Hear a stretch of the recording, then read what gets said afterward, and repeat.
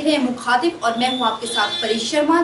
चुनावी सरगर्मियां बहुत तेज है और जो मौसम का बिगड़ा हुआ मिजाज है वो भी काफी तेज है, क्योंकि जैसे जैसे तापमान बढ़ता जा रहा है वैसे वैसे चुनावी सरगर्मियां और जुबानी जंग तेज होती जा रही है। आज हमारे साथ कांग्रेस के राष्ट्रीय प्रवक्ता कुलदीप राठौर जी हैं, हम इनसे बात करेंगे। सर, सबसे पहले आपका स्वागत है। सर, मैं सबसे पहले आपसे जानना चाहूंगी कि ये चुनावी सरगर्मियां, जैसे मैंने शुरुआत में ही कह दिया, तापमान जैसे जैसे बढ़ता जा रहा है वैसे वैसे पूरे देश में तापमान राजनीति का भी बढ़ता जा रहा है, क्या कहना चाहिए? देखिए, स्वाभाविक है, क्योंकि जैसे जैसे चुनाव अंतिम चरण पे पहुंचेगा सभी राजनीतिक दल अपनी पूरी ताकत जो है झोंकेंगे। लोकतंत्र में ऐसा चलता है, लेकिन हर चीज़ जो है लोकतांत्रिक परंपराओं के अनुकूल होनी जी। लेकिन सर, यहाँ तो लोकतंत्र की भाषा ही बदल चुकी है। देखिए, ये बहुत दुर्भाग्यपूर्ण है, क्योंकि जो भी चुनाव लड़े जाते हैं वो मुद्दों पे आधारित होते हैं। कौन सा प्रत्याशी, की क्या सोच है अपने क्षेत्र के प्रति, अपने प्रदेश के प्रति या देश के प्रति, उसे वो जनता में उजागर करनी चाहिए। लेकिन अगर हम व्यक्तिगत टीका टिप्पणी पर आकर अभद्र भाषा का प्रयोग करते हैं, मुझे लगता है कि ये लोकतंत्र के लिए भी ठीक नहीं है।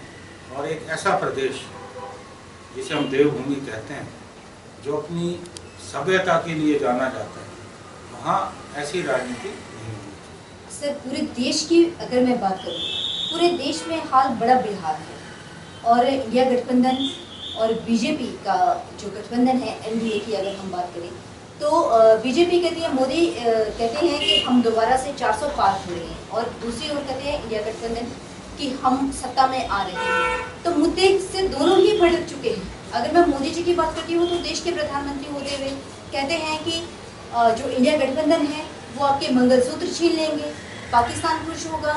इससे क्या मतलब होता है? और आपकी संपत्ति आपके बच्चों को नहीं मिलेगी, इससे क्या मतलब है? ये कैसे दुर्भाग्य आ गया है देश का? देखिए, जो प्रधानमंत्री मोदी जी कह रहे हैं, क्योंकि अभी 5 चरणों के चुनाव पूरे हुए जी, क्योंकि उनके पास खुफिया तंत्र है। तो मुझे लगता है कि वो इस बात को लेकर आश्वस्त हैं कि भारतीय जनता पार्टी या एनडीए के हाथ से सत्ता निकलेगी, और इसलिए वो इस तरह की भाषा का प्रयोग कर रहे हैं, मुद्दों को भटकाने का प्रयास कर रहे हैं। और ऐसे मुद्दे जो गैर जरूरी है, वो बार बार उन मुद्दों को जनता के बीच में लाकर एक भ्रम की स्थिति पैदा करने का प्रयास कर रहे हैं। और जहाँ तक इंडिया गठबंधन की बात है, हम तो बड़े स्पष्ट रूप से बात करें, हम तो मुद्दों पे बात करें। हम तो देश पे जो लोकतंत्र पे खतरा है, या देश में जो संविधान पे खतरा है, हम तो इन बातों को लेकर जनता को आगाह कर रहे हैं। और तमाम वो मुद्दे जो आज की तारीख में जनता से जुड़े हुए हैं, बेरोजगारी का मुद्दा है, महंगाई का मुद्दा है, कानून व्यवस्था का मुद्दा है, हम इन मुद्दों पे चर्चा कर रहे हैं। हम अपने मुद्दों से भटक नहीं रहे, लेकिन एनडीए और प्रधानमंत्री जरूर जो है अपने मुद्दों से भटक चुके। सर, जिस तरह से आपने कहा कि भटक चुके हैं, ठीक मैं उसी का ही एक सवाल आपसे लेना चाहती हूँ। 2014 से लेकर 2024 तक 10 साल हो चुके हैं। अब चुनाव दोबारा है, तीसरी टर्म में है मोदी जी का, और तीसरी टर्म में मोदी जी यहाँ पर 24 तारीख यानी कि कल मोदी जी मंडी में आ रहे हैं। तो किस तरह से आप ये रैली देख रहे हैं? देखिए, क्योंकि हिमाचल में चुनाव प्रचार अंतिम चरण में, प्रधानमंत्री जी कल आ रहे हैं, और आज मैंने प्रेस वार्ता में उन्हें कुछ याद दिलाने का प्रयास किया। एक विपक्षी दल होने के नाते हमारा दायित्व तो बनता है कि जो उन्होंने 10 वर्ष पूर्व बातें कही थी, पिछले चुनाव में बातें कही थी, वो हम उन्हें याद दिलाएं। उन्होंने रोजगार देने की बात की, महंगाई के नियंत्रण करने की बात की, किसानों और बागवानों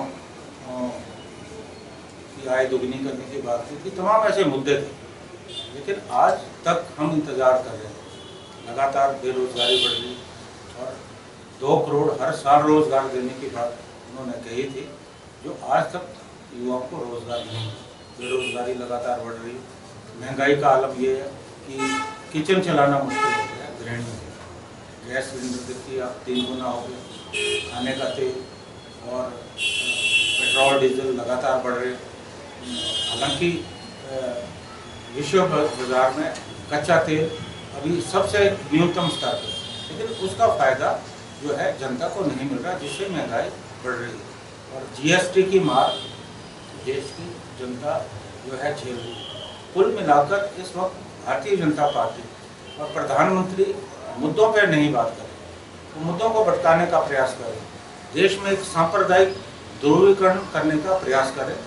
और मुझे आज अच्छा लगा कि पिछले कल चुनाव आयोग ने टिप्पणी की, जिसमें स्पष्ट तौर पर भारतीय जनता पार्टी को सलाह देगी कि वो इस तरह की टिप्पणियाँ ना करें। हालांकि चुनाव आयोग को तो बहुत पहले ये बात करनी चाहिए थी, तो ठीक है अभी की है, मुझे अच्छा लगा। लेकिन सर आप लोग भी तो संविधान का हवाला दे रहे हैं। वो तो इंडिया गठबंधन संविधान का हवाला जगह जगह जाकर दे रहे हैं। वो बात सही है, वो तो हम आज भी कहते हैं। हमने भाई को भाई से बांटने का प्रयास नहीं किया, हमने धर्म के नाम पे राजनीति नहीं की। ये जरूर है कि आज देश में जो परिस्थितियाँ बन रही है, उसे निश्चित तौर पे ये लगता है कि जो बाबा साहब ने हमें संविधान दिया, जिससे आज हमारा देश चल रहा है, उस संविधान पे कहीं ना कहीं खतरे के बादल मंडरा रहे हैं। सर मैं देश से हटकर अब प्रदेश की बात करती हूँ, क्योंकि आप खुद प्रदेश के विधायक भी हैं और आप प्रदेश के अध्यक्ष भी रहे हैं पहले, तो अब मैं थोड़ा सा देश से हटकर प्रदेश में आ रही हूँ। आपकी सरकार स्थिर है?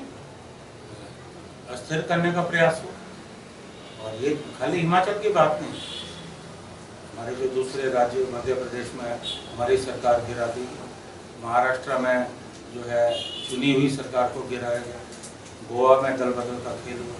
तमाम ऐसे प्रदेश जहाँ गैर भाजपा सरकारें थी, वहाँ उन सरकारों को गिराने का प्रयास हुआ। यहाँ भी प्रयास हुआ, लेकिन यहाँ सफल नहीं हुआ। सर ऐसे क्या नौबत आन पड़ती है कि भाजपा ये कदम उठाने के लिए तैयार होती है? क्या कांग्रेस में इतने जो विधायक होते हैं वो परिपक्व नहीं होते, या फिर वो पब्लिक के बारे में सोचना नहीं चाहते जिन्होंने उनको चुनकर भेजा? ये बात सही है। जिस दिन देश के नेता और तमाम विधायक ये बात सोचना शुरू कर देंगे, उस दिन निश्चित तौर पे राम राज्य आएगा। सर राम राज्य की ही बात कर रहे हैं। राम राज्य तो ये तो कहते हैं कि अगर राहुल गांधी देश के प्रधानमंत्री बनते हैं तो पाकिस्तान में खुशियां मनाई जाएगी, और जो राम मंदिर है वो बाबरी। मैंने अभी ये बात प्रेस वार्ता में भी कही कि कांग्रेस का कोई भी प्रधानमंत्री पाकिस्तानी और पाकिस्तान को हमेशा हमने करारा जवाब दिया, चाहे 1965 की जंग हो, 1971 की जंग हो।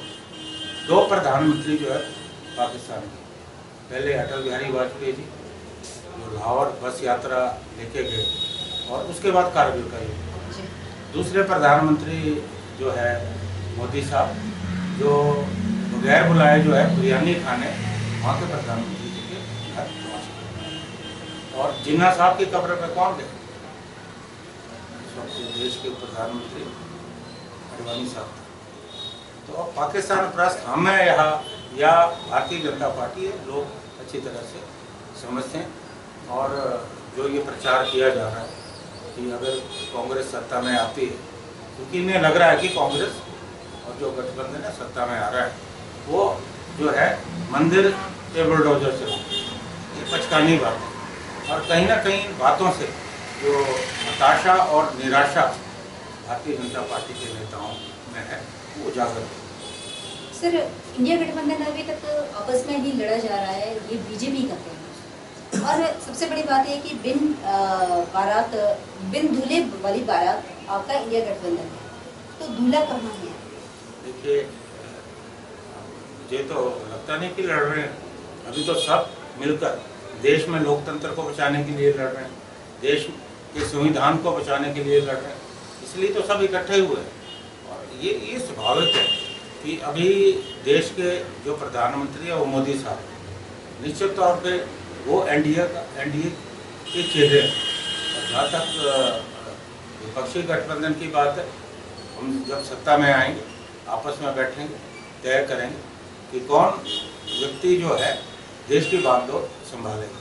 लेकिन आज जो ये चुनाव हो रहे हैं, ये देश में जो मौजूदा हालात भारतीय जनता पार्टी ने बनाए, आज उसके खिलाफ जो जन आक्रोश है, उन भावनाओं को लेकर हम जो है ये चुनाव लड़ रहे हैं। सर लॉन्चिंग तो राहुल गांधी की बार बार हुई, ठीक है, राहुल गांधी हमारी पार्टी के वरिष्ठ नेता है, पूर्व में अध्यक्ष रहे, लेकिन फैसला क्या होगा वो कांग्रेस पार्टी अकेले तय नहीं करेगी। तमाम जो हमारे साथी सभी आपस में बैठेंगे और सभी परोपक्ष जो भी फैसला होगा वो राष्ट्र हित में होगा, ये मैं विश्वास के साथ कहना हूँ। सर हिमाचल में जिस तरह की भाषा का प्रयोग किया जा रहा है प्रत्याशियों द्वारा, ये किस ओर जा रही है दिशा? सभी प्रत्याशी नहीं करते, मैं नाम नहीं लेना चाहूँगा क्योंकि मैं कभी व्यक्तिगत टिप्पणी नहीं करता, कुछ के द्वारा होता है। देखिए, जब आप चुनाव लड़ते हैं तो आपके सोच होनी चाहिए, आपका दृष्टिकोण होना चाहिए, आपका विजन होना चाहिए कि आप कुछ पार्टी के मुद्दे होते हैं, कुछ जो प्रत्याशी चुनाव लड़ता है उसकी अपनी सोच होती है। हमें उस सोच को लेकर जनता के बीच में जाना चाहिए, चुनाव लड़ना चाहिए, ना कि हमें अपने जो विरोधी जो हमारे खिलाफ चुनाव लड़ रहा है, हम उसके खिलाफ अभद्र भाषा का प्रयोग अगर करेंगे तो हम जनता का दिल नहीं जीत पाएंगे। अब हमारे जो नया प्रत्याशी हैं, युवा प्रत्याशी विक्रमादित्य सिंह, उनके खिलाफ जो टिप्पणियाँ की जा रही हैं, उनके व्यक्तिगत जीवन को लेकर की जा रही दुर्भाग्यपूर्ण है, क्योंकि कुछ मामले कोर्ट में चल रहे हैं और अभी पिछले कल उन्होंने जो है डेफेमेशन का नोटिस नहीं भेजा। तो मुझे लगता है कि ऐसी नौबत नहीं आनी चाहिए कि हमें जो है न्यायालय में जाना पड़े, हमें नोटिस देना पड़े। संयम से जो है अपनी बात को जनता के सम्मुख रखना चाहिए और फैसला तो जनता ने करना है कि किसे वोट दें। सर कंगना तो आरोप लगा रही है कि जितनी भी कांग्रेस, चाहे वो हिमाचल की हो, देश की कांग्रेस हो या पूर्व में प्रधानमंत्री रहे हो, एक बिगड़ैल पार्टी के नाम से जाना जाता है कांग्रेस। देखिए, राजनीति बहुत गंभीर विषय और मैं पेशे से वरिष्ठ अधिवक्ता हूँ, तो मैं अन्यथा जो इस तरह की टिप्पणी है उनके कोई प्रतिक्रिया देने में विश्वास नहीं। सर अभी हिमाचल के हालात जो उपचुनाव हैं और लोकसभा चुनाव सारे किस तरह से देखते हैं? हिमाचल में जिस तरह से पिछले दरवाजे से लोकतंत्र की हत्या का प्रयास हुआ, उससे हिमाचल की जनता में बहुत ज़्यादा आक्रोश है और हमारे जो 6 लोग भारतीय जनता पार्टी में शामिल हुए, अब वो भारतीय जनता पार्टी के चुनाव लड़े। भारतीय जनता पार्टी के जो कार्यकर्ता हैं, जो स्थापित नेता हैं, उनमें भी बहुत ज़्यादा आक्रोश है और मुझे लगता है कि जो आज देश में परिस्थितियाँ बनी, जहाँ हम चारों पार्लियामेंट जीतने वाले हैं, वहाँ 6 विधानसभा के चुनाव जो थोपे गए हैं प्रदेश की जनता को, वहाँ भी हम जो है सुखद स्थिति हम 6 सीटों पर चुनाव जीते। 4 जून के बाद क्या होगा? 4 जून के बाद देश का भविष्य संवरने वाला, जो ये अंधेरा है, उजाला होने वाला है, बादल छटने वाले और एनडीए की हार होने वाली, इंडी गठबंधन जो है सत्ता में आने वाली। सर आपका बहुत बहुत शुक्रिया हमसे बात करने के लिए। तो ये थे कुलदीप राठौर जी, जिन्होंने बहुत कुछ कहा है और जैसे हमने कहा कि ये सरगर्मियां हैं और सरगर्मियां आगे भी तेज होती रहेगी। मुखातिब में हम फिर औरों से भी मुखातिब होंगे, तब तक के लिए